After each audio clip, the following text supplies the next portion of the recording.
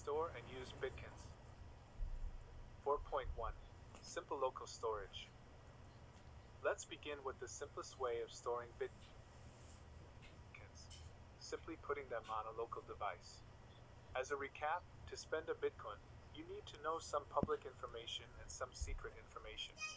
The public information is what goes on the blockchain, the identity of the coin, how much it's worth, and so on. The secret information is the secret key of the owner of the Bitcoin, presumably you. You don't need to worry too much about how to store the public information, because you can always retrieve it when needed.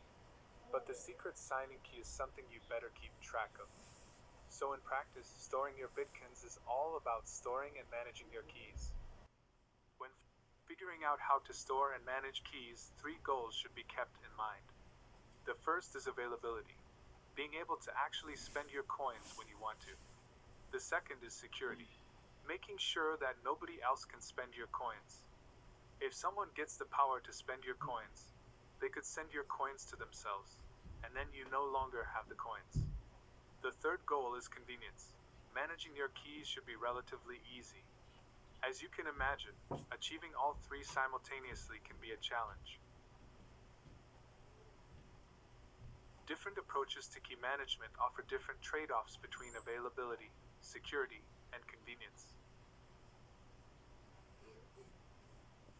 The simplest key management method is to store them in a file on your own local device, your computer, phone, or some other kind of gadget that you carry, own, or control. This is great for convenience. Having a smartphone app that allows spending coins with the push of a few buttons is hard to beat. But this option isn't great for availability or security. If you lose the device, if the device crashes and you have to wipe the disk, or if your file gets corrupted, your keys are lost, and so are your coins. Similarly for security, if someone steals or breaks into your device, or infects it with malware, she can copy your keys and then send all your coins to herself. In other words, storing your private keys on a local device, especially a mobile device, is a lot like carrying around money in your wallet or in your... It's useful to have some spending money, but you don't want to carry around your life savings, because you might lose it, or somebody might steal it. So what you typically do is store a little bit of in your wallet and keep most of your money somewhere else. Wallets. Storing your Bitcoins locally, you typically use wallet software, which is software that keeps track of your coins, manages the details of your keys, and makes things convenient with a nice user interface. If you want to send $4.25 worth of Bitcoins to your local coffee shop, the wallet software would give you some easy way to do that. Wallet software is especially useful because you typically want to use a lot of different addresses with different keys associated with them. Recall that creating a new public/private key pair is easy, and you can use this to improve your anonymity or privacy. Wallet software gives you a simple interface that tells you how much is in your wallet. When you want to spend Bitcoins, it handles the details of which keys to use, how to generate new addresses, and so on. Encoding keys, base58, and QR codes. To spend or receive Bitcoins, you also need a way to exchange an address with the other party, the address to which Bitcoins are to be sent. 2 main methods are used to encode addresses so that they can be communicated from receiver to spender, as a text string or as a QR code. To encode an address as a text string, we take the bits of the key and convert them from a binary number to a base 58 number. Then we use a set of 58 characters to encode each digit as a character. This is called base 58 notation.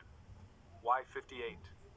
Because that's the total number of available uppercase letters, lowercase letters, and digits that can be used as characters, minus a few that might be confusing or look like another character.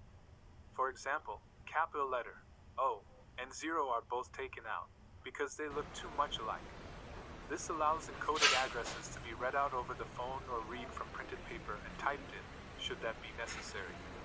Ideally, such manual methods of communicating addresses can be avoided through such methods as QR codes, which we now discuss. the address that received the very first Bitcoin block reward in the Genesis block, base 58 encoded. The second method for encoding a Bitcoin address is as a QR code, a simple kind of two-dimensional barcode, figure 4.1. The advantage of a QR code is that you can take a picture of it with a smartphone, and wallet software can automatically turn the barcode into a sequence of bits that represents the corresponding Bitcoin address. This is useful in a store. For example, the checkout system might display a QR code, and you can pay with your phone by scanning the code and sending coins to that address. It is also useful for phone-to-phone transfers. Figure 4.1. QR code representing an actual Bitcoin address. Feel free to send us some Bitcoins. Vanity addresses.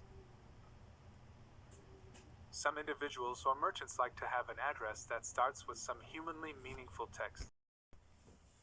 How much work does this take?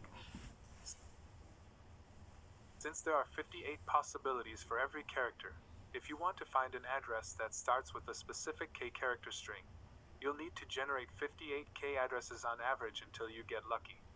So finding an address starting with bones would have required generating more than 600 million addresses. Such a search can be done on an ordinary laptop today, but the search becomes exponentially harder with each extra character in the desired name.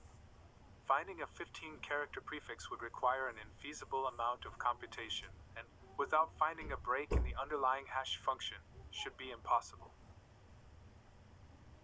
4.2. Hot and cold storage.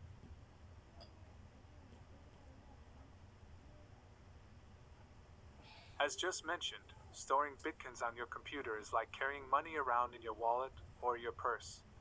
This is called hot storage. It's convenient but also somewhat risky. In contrast, cold storage is offline. It's locked away somewhere, it's not connected to the internet, and it's archival. So cold storage is safer and more secure, but of course not as convenient as hot storage. This is analogous to carrying some money on your person but putting your life savings somewhere safer. To have separate hot and cold storage, obviously you need to have separate secret keys for each. Otherwise, the coins in cold storage would be vulnerable if the hot storage is compromised. You'll want to move coins back and forth between the hot side and the cold side, so each side will need to know the other's addresses, or public keys. Cold storage is not online, and so the hot storage and the cold storage won't be able to connect to each other across any network. But the good news is that cold storage doesn't have to be online to receive coins. Since the hot storage knows the cold storage addresses, it can send coins at any time. At any time, if the amount of money in your hot wallet becomes uncomfortably large, you can transfer a chunk of it to cold storage, without putting your cold storage at risk by connecting to the network. Next time the cold storage connects, it will be able to receive from the blockchain information about those transfers to it, and then the cold storage will be able to manipulate those coins. But there's a little problem with managing cold storage addresses. As mentioned earlier, for privacy and other reasons, we want to be able to receive each coin at a separate address with different secret keys. So when we transfer a coin from the hot side to the cold side, we'd like to use a fresh cold address for that purpose. But because the cold side is not online, we must have some way for the hot side to find out about those addresses. The blunt solution is for the cold side to generate a big batch of addresses all at once and send them over for the hot side to use up one by one. The drawback is that we have to periodically reconnect the cold side to transfer more addresses. Hierarchical deterministic wallets.